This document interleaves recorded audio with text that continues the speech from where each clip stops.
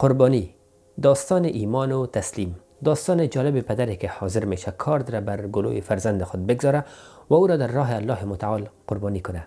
داستان عجیب اطاعت بیچون و چرای فرزند از پدر. داستان زیبا و آموزنده ابراهیم و اسماعیل علیهم السلام و ماجرای قربانی شدن اسماعیل علیه السلام در راه الله متعال از چه قرار است. این داستان چه ربط به زندگی امروزی ما داره و چه درس های از این داستان میتونیم بیاموزیم.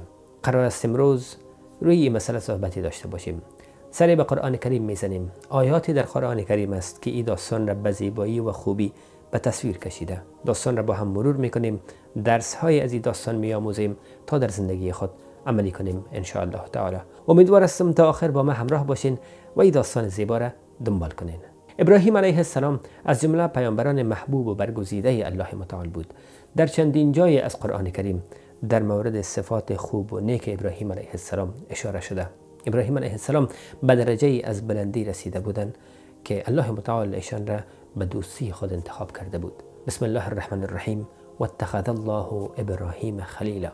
الله متعال ابراهیم را به دوستی خود برگزیده بود علیه السلام. اما ابراهیم علیه السلام با آسانی و سهولت به این درجه و مقام نرسیده بود. در چندین جای مورد امتحان و آزمایش قرار گرفته بود و از همه امتحانات موفق و سربلند بیرون شده بود. یکی از این بزرگترین و جالبترین امتحانات قربانی کردن فرزندش در راه الله متعال بود. ابراهیم علیه السلام چندین بار به خواب میبینه که فرزند خود را قربانی میکنه. سرانجام این داستان را با فرزند خود به اشتراک میگذاره و نظر او را جویا میشه. این داستان را میریم قسمی که گفتم از قرآن کریم با هم یک جا مرور میکنیم. از جایی که ابراهیم علیه السلام در میان قوم خود به دعوت مشغول بود، اما سرانجام وقتی دید که آنها به سرکشی و گمراهی خود ادامه میتن، خطاب به آنها گفت بسم الله الرحمن الرحیم و قال انی ذاهب الی ربی سیهدین. ابراهیم خطاب به قومش گفت که من به سوی پروردگار خود میروم و او حتما مرا هدایت میکند. ابراهیم علیه السلام راه هجرت را در پیش گرفتن و قوم خود را ترک کردند. تک و تنها از میان قوم خود بیرون شدند. کسی نداشتند. به درگاه خدا دست خود را بلند کردند. رب هب لی من الصالحین. خدایا فرزند صالح و نیکوکار برای من عطا کن. الله متعال هم دعای ای بنده خوب خود را میپذیره. فبشرناه بغلام علیم. الله متعال میفرماید که ما او را به فرزند صبور و حلیم وعده دادیم، بشارت دادیم. حضرت ابراهیم علیه السلام صاحب فرزند میشن و اسمش را میگذارن اسماعیل که بعدها به پیامبری مبعوث میشن علیه السلام. اسماعیل علیه السلام در سایه پدر رشد میکنه، بزرگ میشه و به درجه میرسه که در کارها و امور با پدرش همراه و همکار است. فلما بلغ معه السعی قال یا بنی انی ارى فی المنام انی اذبحک فانظر ماذا ترى.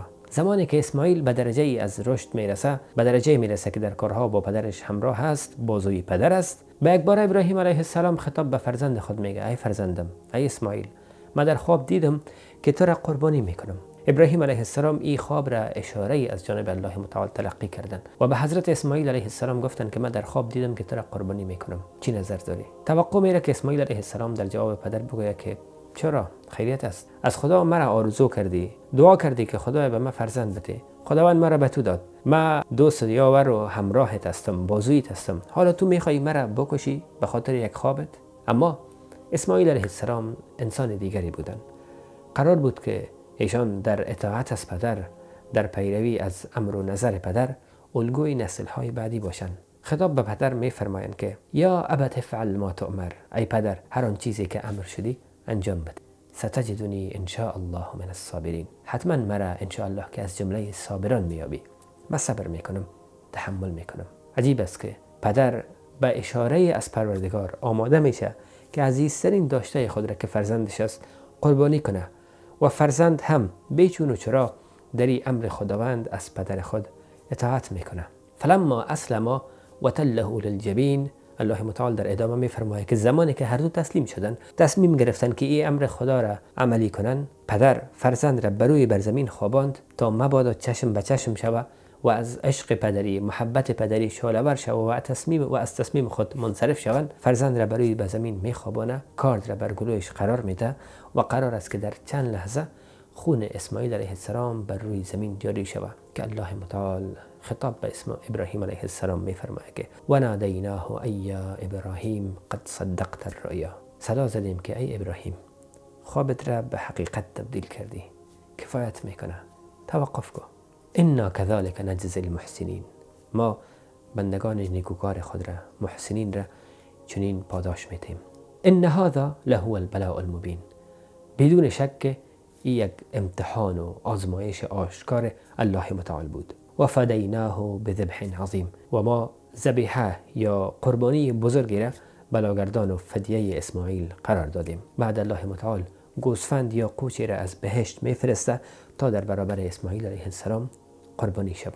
این شهکار پدر و پسر در تاریخ در نسلها جاودانه ماند.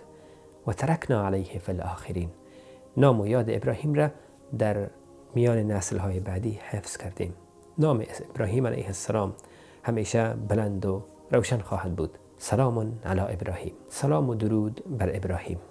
از همینجا فلسفه قربانی آغاز میشه و ما مسلمان ها با پیروی از جد بزرگوار خود ابراهیم علیه السلام این سنت را با افتخار همه ساله احیا میکنیم و یاد ابراهیم علیه السلام و اسماعیل علیه السلام، یاد قهرمانی و رشادت آنها را گرامی میداریم. این بود دوستای عزیز داستان زیبا و جالب ابراهیم و اسماعیل علیه السلام. این داستان طولانی هست، اما ما به شکل کوتاه و مختصر تقدیم شما کردم. درس های زیادی در این داستان نهفته است، اما من به 2 درس اکتفا میکنم. اول ای که انسان ها باید حاضر و آماده باشند که در سخت‌ترین شرایط از عزیزترین داشته های خود بگذرند در راه خدا به خاطر رضایت خدا. قرار نیست که ما فرزند خود را قربانی کنیم، قرار نیست که ما ابراهیم علیه السلام شویم، اما ابراهیم علیه السلام الگوی ما هست. شاید در جاهای مورد امتحان و آزمایش خداوند قرار بگیریم، در بعضی چیزهایی که دوست داریم، در بعضی افرادی که دوست داریم. در چنین حالت رضایت الله متعال، خوشنودی الله متعال باید که حرف اول را بزنه، مقدم باشه. و درس دوم، پند دوم، متوجه جوانایی است که پدر و مادرشان، والدینشان زنده هست. اسماعیل علیه السلام در اطاعت از والدین خود، در اطاعت از پدر خود ابراهیم علیه السلام، چون میدونست که امر خدا هست، لحظه تردد به خرج نداد، پرسان نکرد، چرا نگفت، بلکه اطاعت کرد و پیروی کرد و گفت که من قبول دارم، صبر میکنم و تحمل می داشته باشم. در اطاعت از والدین باید که اسماعیل علیه السلام الگوی ما باشه. امیدوار هستم که این ویدیو مورد پسند شما قرار گرفته باشه و اگر دوست داشته باشین لطفاً این ویدیو را با دوستایتان هم به اشتراک بگذارین و ما را از دعاهای خیرتان فراموش نکنین. قبل از خداحافظی، عید سعید اضحی را به همه شما دوستای عزیز قبل تبریک میگم. امیدوار هستم که ایام خوب و خوشی در کنار هم داشته باشین و مسئله مهمی که برادران و خواهران عزیز ما در غزه را از دعاهایتان فراموش نکنین. و السلام علیکم و رحمت الله و برکاته.